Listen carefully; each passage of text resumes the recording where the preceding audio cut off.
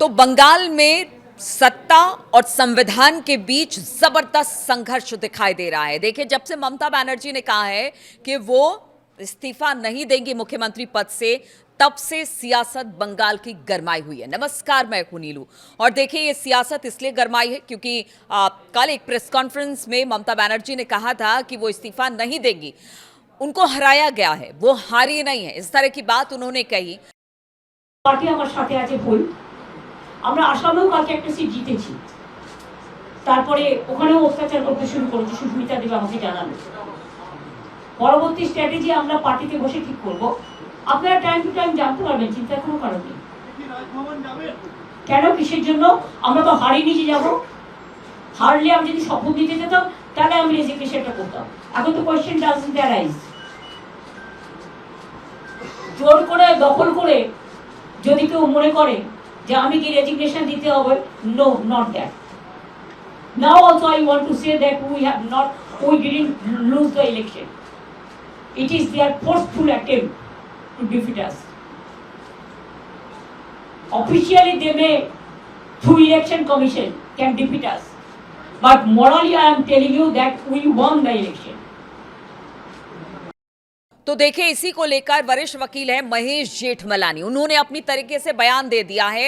और जो बयान उनका है वो कहीं से भी उस बयान को हम एक तरह से कह लीजिए कि शब्दों की मर्यादा इसमें नहीं रह गई है, लेकिन जो बयान है वो आपको बताते हैं कि किस तरह का बयान महेश जेठमलानी, जो कि वरिष्ठ वकील हैं, बीजेपी के नेता हैं, उन्होंने दिया है।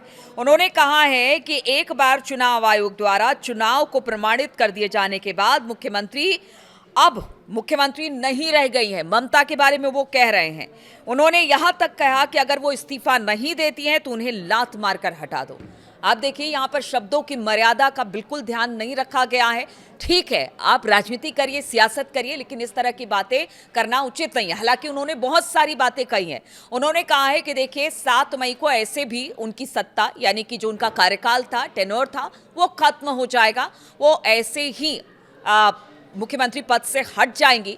और देखिए, जहां पर जनादेश है, जहां पर लोगों ने जनादेश बीजेपी को दिया, वहां पर इस तरह की चीजें करना ममता को शोभा नहीं देता है। साथ ही उन्होंने कहा कि अगर राज्यपाल चाहे तो पुलिस भेजकर ममता बनर्जी को उठवा ले।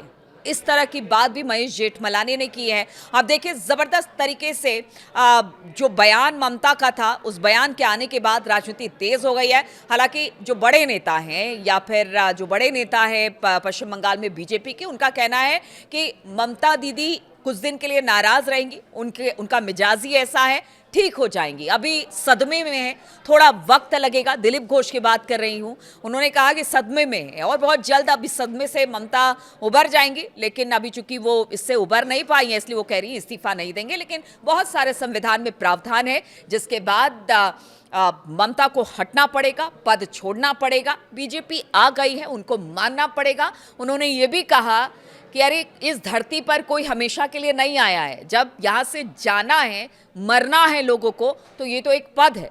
ममता को इस पद को जरूर छोड़ना ही पड़ेगा।